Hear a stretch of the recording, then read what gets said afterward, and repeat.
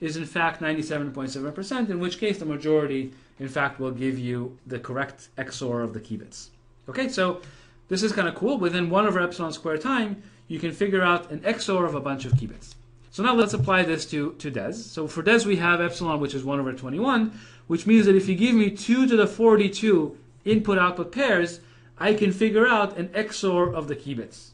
And now it turns out, I'm not going to exactly show you how, roughly speaking, using this method, you don't just get 1 key bit.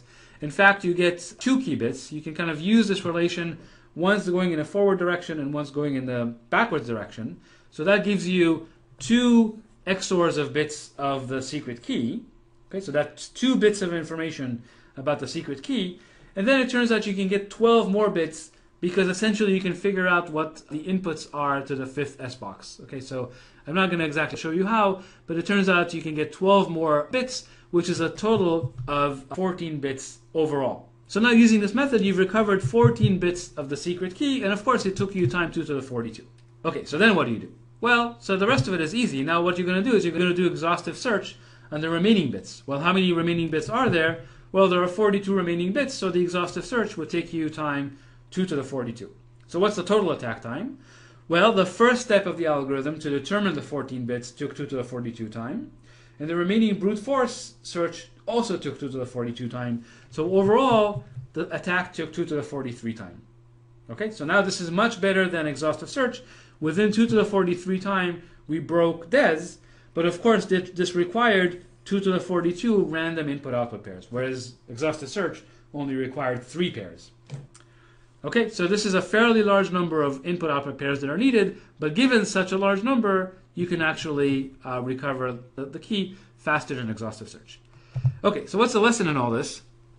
The lesson is firstly, any tiny bit of linearity, basically in the 5th S box, which was not designed as well as the other S boxes, basically led to an attack on the algorithm.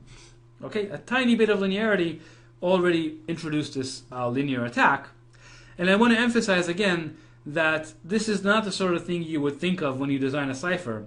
And so again, the conclusion here is there are very subtle attacks on block ciphers, one which you will not be able to find yourself. And so just stick to the standards. Don't ever design your block cipher.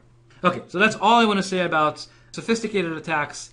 Now let's move on to the last type of attack that I want to mention, which I'll call quantum attacks, which are again these are generic attacks on all block ciphers. So let me explain what I mean by this. So first of all, let's look at a generic problem. It's a generic search problem. Suppose I have a function on some large domain X that happens to output either 0 or 1. And it so happens that this function is mostly 0, and there's like maybe one input where the function happens to evaluate to 1. And your goal is basically, find me the input where the function happens to be 1. Maybe there's only one such input, but your goal is to find it. Well, so on a classical computer, what can you do? The function is given to you. It's given to you as a black box. So the best you can do is just try all possible inputs. So this is going to take time, which is linear in the size of the domain. Now, it turns out there's an absolutely magical result that says that if you build a computer that's based on quantum physics as opposed to classical physics, you can solve this problem faster. So let me explain what I mean by this. So first of all, in the 70s and 80s, it was observed, I think it was actually Richard Feynman who observed this initially, that said that it turns out to be very difficult to simulate quantum experiments on a classical computer. So Feynman said, hey, if that's the case, maybe these quantum experiments are computing things that a classical computer can't compute. So they're somehow able to compute very quickly things that are very difficult to do classically. And that turned out to be correct. And in fact, the example I want to show you is one of these amazing things that, in fact, if you could build a quantum computer that's using quantum physics, then in fact you can solve this search problem not in time x, but in time square root of x. So somehow, even though the computer doesn't know anything about the function f, it's treating it as a black box, nevertheless it's able to find a point when the function is 1 in time square root of x. I'm not going to explain this here, but at the end of the class we're going to have an advanced topics lecture, and if you'd like me to explain how this algorithm works, I can explain it in that advanced topics lecture. It's actually quite interesting, and in fact quantum computers have quite an impact on crypto, and again, as I said, I can explain this in the very last lecture. Alright, so what does this have to do with breaking block ciphers? So far it's just a generic search problem.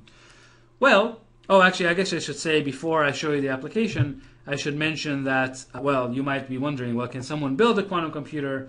And this is still completely unknown. But at this point, nobody really knows if we can build large enough quantum computers to actually take advantage of this beautiful algorithm due to Grover. All right, so what does this have to do with block ciphers? Well, so suppose I give you a message and a ciphertext pair. Just one or just a few. We can define a function as follows. It's a function on K. It's a function on the key space. And the function will basically output 1 if it so happens that the encryption of M with K maps to C, and it will output 0 otherwise. Now we argue that basically this is exactly the type of function that's 1 at one point in the key space, and that's it. So by Grover's algorithm, we can actually find the secret key in times square root of K. So what does that mean? For DES, this would totally destroy DES. This would say that in time 2 to the 28, you can find a key. 2 to the 28 is about 200 million, so 200 million steps, which is, this takes a millisecond on a modern computer. This would totally destroy DES. But even AES with 128-bit keys, you would be able to find the secret key in time roughly 2 to the 64. And 2 to the 64 is these days considered insecure. That's within the realm of exhaustive search. And so basically, if somebody was able to build a quantum computer, we would then say that AES 128 is no longer secure. Instead, if somebody, if tomorrow you open up the newspaper and you read an article that says, so-and-so built a quantum computer, the conclusion, the consequence of all that is that you should immediately move to block ciphers that use 256 bits, because then the running time of Grover's algorithm is 2 to the 128, which is more time than we consider feasible. And basically, there are example ciphers with 256 bits, for example, AES 256. This is one of the reasons why AES was designed with 256 bits in mind, but to be honest, this is not the only reason. There are other reasons why you wanted to have larger key sizes. Okay, so this is, as I said, just a taste of the different attacks on block ciphers, and I'm going to leave it at that. If we decide on quantum for the last topic of the course, then we'll cover that in the very last lecture.